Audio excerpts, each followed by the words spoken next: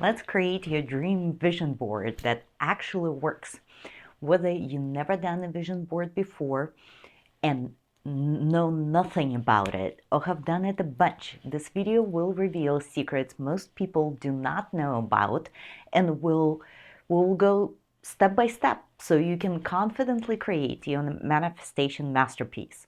Warning, I am diving deep into creating a tool and a process that brings your desires to reality.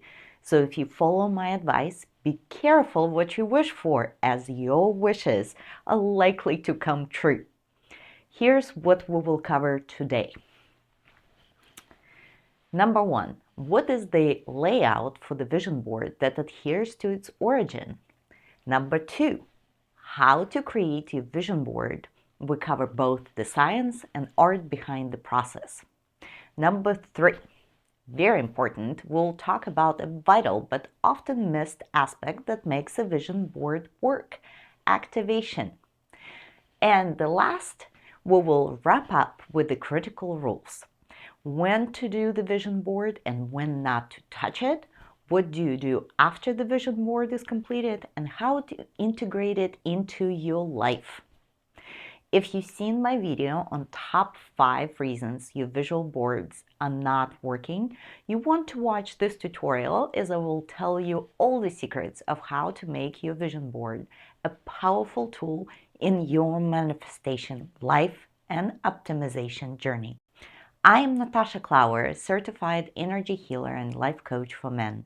Having worked in data and tech industry, I was deeply fascinated with the nuances that make manifestation, and specifically visual boards, effective. After more than 15 years of testing various configurations and having studied deep wisdom of our ancestors, I believe I can confidently guide you to create a visual board that works at bringing your dreams to reality. Let's begin. Vision board is, first of all, a tool to crystallize your vision for a set period of time. I do them for 1 year, however, you can do them for the next 3 years, though I find that their effectiveness goes down the longer the time horizon is. Vision board is not a magic wand. It is a method to outline your North Star for the upcoming year in the visual format. In my other videos, I covered in depth the modern research that backs the ancient wisdom of why vision boards work. Today, we will go through the mechanics of creating one. First, what is the layout of the vision board?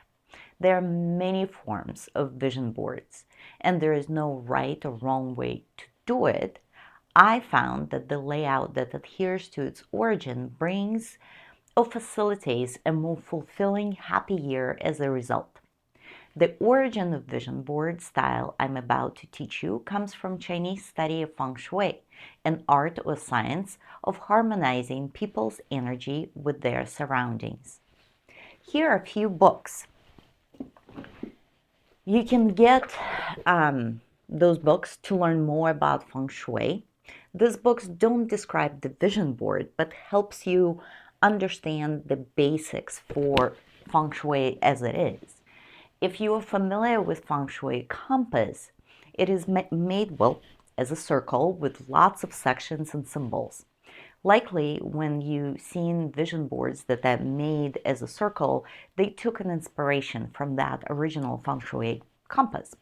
I find that it becomes hard to arrange all my images within the small sliver of the circle slice because there is 9 houses or sections.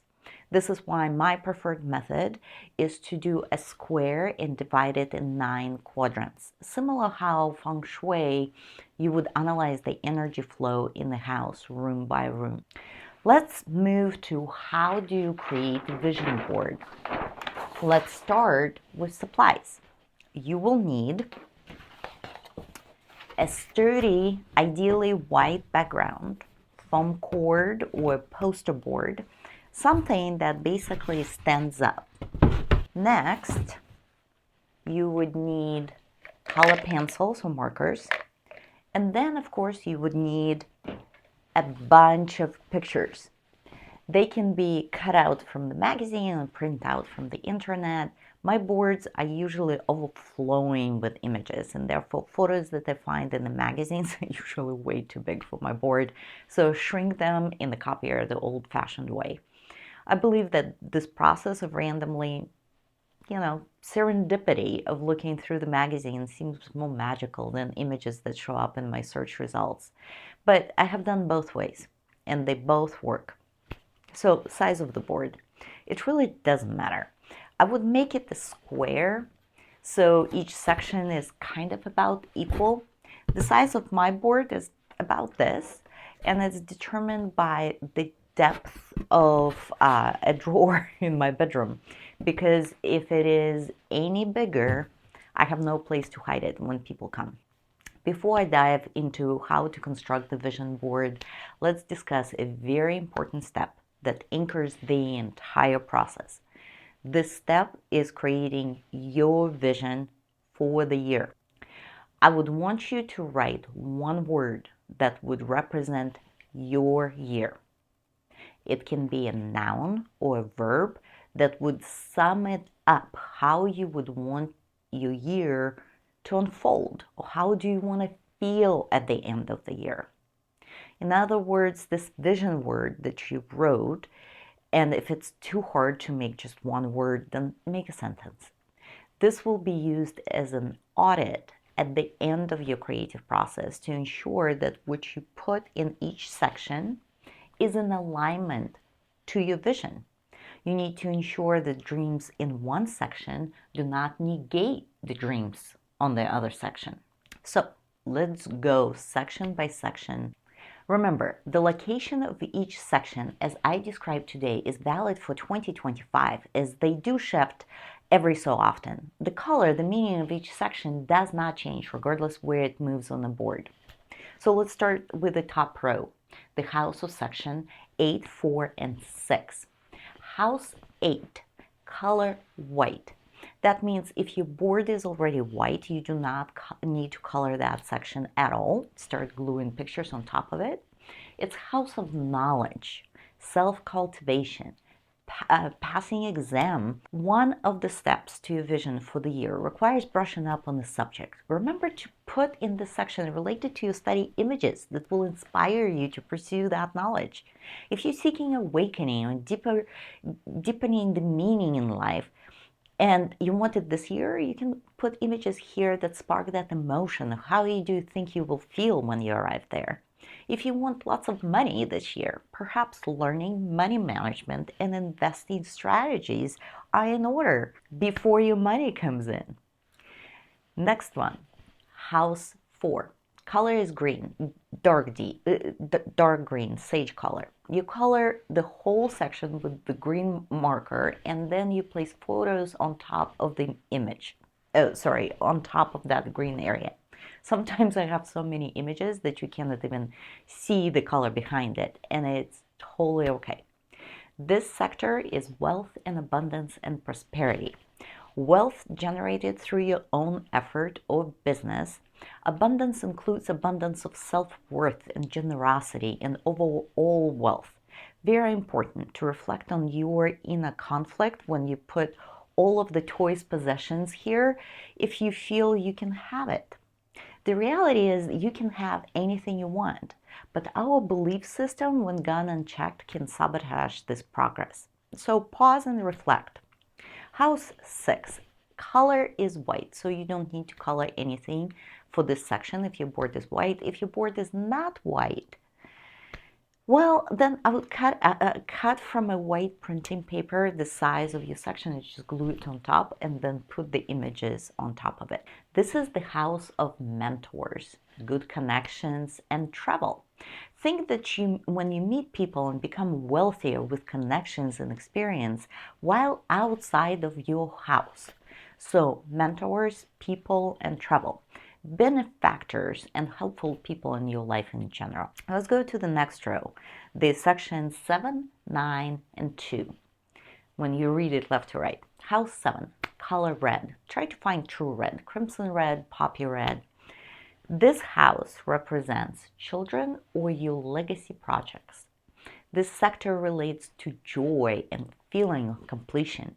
It is connected to children but can mean offsprings of any kind, such as projects or mentees. House 9. Color is purple. I use violet for it, but purple should have more like blue in it than red hue. But I wouldn't sweat this little details if you can't find the exact purple color. It stands for fame, recognition, reputation, passion, and inspiration.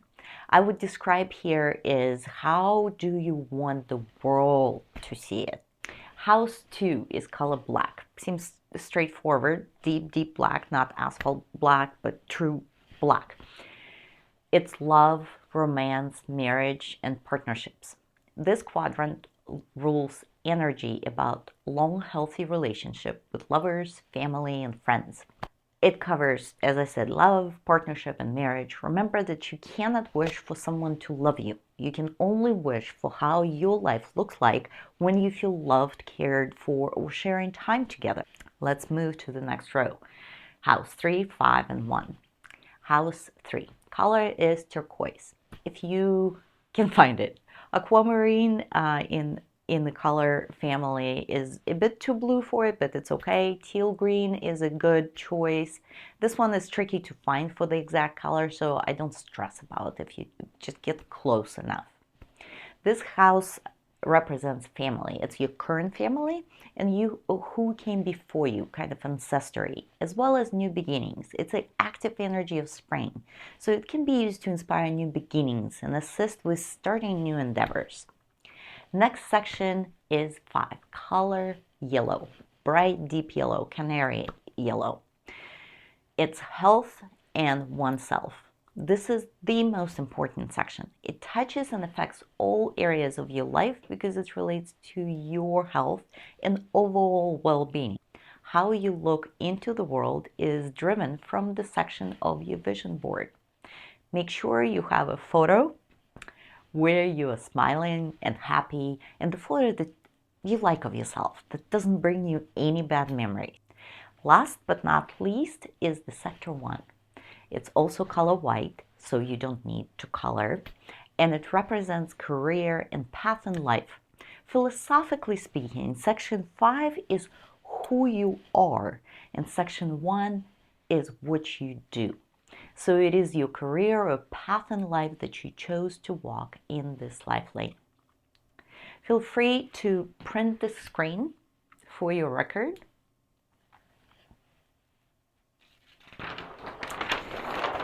So when you color the board before you put images, this is about how it looks like. Fill it in more or less, it doesn't matter, scribble. Let's move to the third point, how to activate your board. Now, before you go off finding images and gluing it here, let's discuss 2 important psychological aspects. 1, the images you select do not need to be the exact representation of your goal. What they need to do is to elicit that emotion that you feel when this goal is accomplished. It is the energy, the vibration that you're inviting forward. A great test to ensure that you're putting on the board what truly matters. So ask yourself, if you receive this wish, this dream, this goal tomorrow, what is the next thing you're going to do? If you immediately jump to so that I can, that's your clue. This is not your final goal. Write and find the representation of that final destination. That's what you put on the board. So that I can, whatever that might be, come true. Now let's assume you have finished your board. What do you do now? Look through each area and write down, doesn't have to be immediately, it can be next week. But write down what is the first step you need to make towards that goal, what's the second step, what's the third, if you know what they are. But start with 1. Then you schedule those steps on your calendar. You can schedule them 6 months from now. This is how, with this one simple tool, you can lay out your entire year.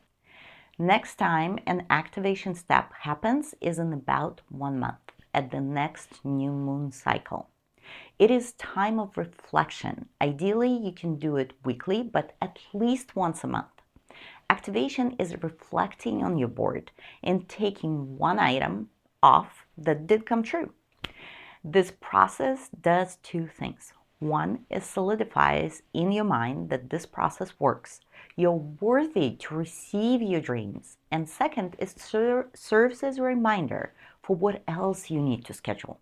As a bonus, during this monthly review, I check which goals are not that important anymore. You can take them off the board, but I leave mine on, but feel at peace because at the end of the year they don't come forward, and I know why. This were not the goals that I was fully bought in, or they were not simply not on my path. The last step of our tutorial, important reminders. We always do the board on the Chinese New Year, not on our calendar New Year, and we finish before the hour and the minute when the moon becomes idle. I know you might think this is crazy, but if the moon controls ocean tides, I decided to, just for the heck of respect to the magnetic powers I do not fully understand, to adhere and not mess around creating my dreams when the moon is at its weakest point. Does it make sense? So for 2025, it is unfortunately only one day. Usually you have 2 to 3 days to work with, but this year is one day. You can begin the work coloring the board, looking for the images, assembling it, not earlier than 4:36 a.m. Pacific Standard Time on January 29th, and you work on your board all the way up to, but not past, 3:29 a.m. on January 30th, again Pacific Standard Time. Next, where to display. Ideally, where you will see it daily. Your bedroom, your office. However, the space should be fairly private to you and your immediate family. Do not locate it in the kitchen or in the bathrooms. It is the energy of water in those spaces that you want to avoid. Do not share it. Send pictures of it or in any other way display it to others. Hide it away when guests come. For couples, this is a cool activity that bonds the two of you together. Paraphrasing famous saying, couples who dream together stay together. As an example, my husband and I create our own individual boards side by side, and then the next day we have a reveal date. We share what each other's sections mean and what it represents and what our goals and dreams for the year. It's pretty cool. We talked about where to display, and I have touched upon once a month to review and reflect on a board. The times when we can work with the board are related to the phases of the moon. So during its growing phase or active phase for a particular month, that's when we can start working and reflecting and taking things off it until the next full moon cycle. One key is to avoid the idle moon phases the few times that during those windows, as this might hinder your goals' progress. Remember that this is not a great artwork. This is your North Star. This is what you want your life to look like at the end of the year. So it's up to you to track your progress. Enlist your friends and have a monthly check-in on the progress. Create reminders on your calendar. And the vision board will be a great incentive to move forward. I can honestly say that in all my years of studying energy modalities and manifestation techniques, I strongly believe that when done correctly, vision boards are an incredible tool to unfold your life in the desired fashion. Subscribe to learn more about optimal performance in love and life through modern, practical solutions rooted in deep wisdom and quantum energy. I hope to see you soon. Bye.